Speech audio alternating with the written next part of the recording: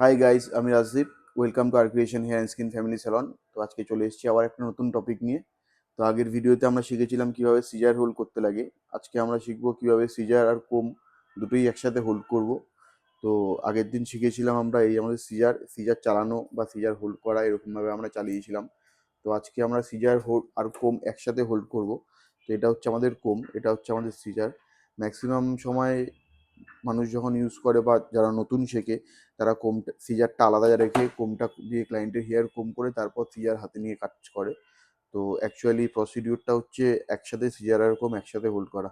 এই আমাদের সিজার, এরকম করে আমরা সিজার হোল্ড করেছি, আর কোমটা সিজার আমরা এরকম হাতে নিয়ে কোমটা এরকম নেবো।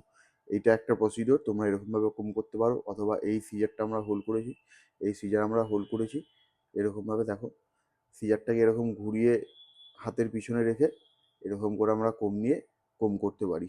আর যখন হেয়ার কাট করবো তখন সিজারটা হাতে নিয়ে কোমে গাইডলাইন করে আমরা হেয়ার কাট করবো। তো এইরকমভাবে আমাদের সিজার কাজ করা হয়, এই প্র্যাকটিসটা তোমরা করবে।